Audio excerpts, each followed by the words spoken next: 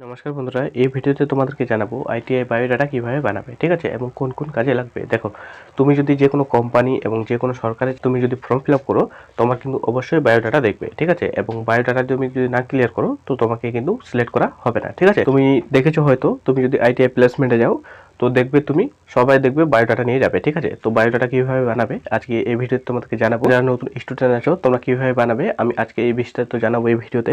তো চলো বন্ধুরা শুরু করি। প্রথমে তোমরা দেখতে পাচ্ছ বায়োডাটা, ঠিক আছে। তারপর তোমরা তোমাদের নাম দেবে এবং তোমাদের বাবার নাম দেবে এবং মায়ের নাম দেবে এবং তোমাদের জন্ম তারিখ দেবে এবং সিটিজেন তুমি কোথায় বাস করো, এটা সবাই ইন্ডিয়া, তোমরা ইন্ডিয়ায় দেবে এবং কাস্ট তোমাদের যেটা ধর্ম সেটা দেবে, তো তোমাদের যেটা হবে সেটা দেবে এবং এড্রেস, ঠিক আছে। তো এড্রেস তোমরা তোমাদের যেটা যেটা এড্রেস আছে সেটা সেটা তোমরা দেবে, ঠিক আছে, তোমাদের মতন। তো এগুলো আমি বলছি না, কারণ এগুলো তোমরা সবাই পারবে। আমি শুধু বলে দিচ্ছি রেজাল্ট কিভাবে সাজাবে, ঠিক আছে। তো রেজাল্ট কিভাবে সাজাবে এইটুকুই আমি বলে দিচ্ছি, কারণ এগুলো তোমরা সবই পারবে।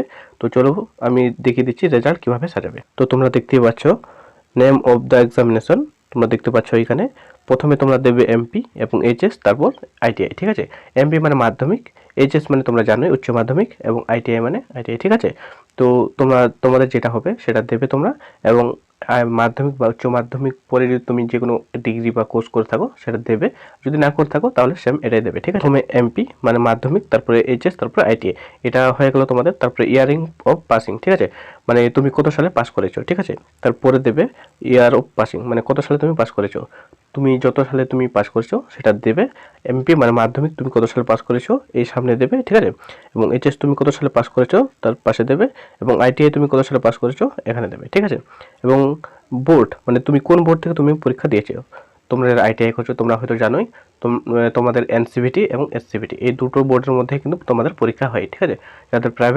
যাদের প্রাইভেট কলেজ তাদের এসসিভিটি, এবং যাদের আইএমসি কোটা বা সরকারি কলেজ যেটা বলতে পারো সেটা এনসিভিটি, ঠিক আছে। তো তোমরা নিজেদের মতন সাজিয়ে নেবে এবং টোটাল মার্কস তোমরা কত নাম্বার পেয়েছো তো তোমরা দিয়ে দেবে। মাধ্যমিকে কত নম্বর পেয়েছো এখানে দেবে, এবং উচ্চ মাধ্যমিকে কত নম্বর পেয়েছে এখানে দেবে, এবং আইটিআই তুমি কত নম্বর পেয়েছো এখানে দেবে, ঠিক আছে।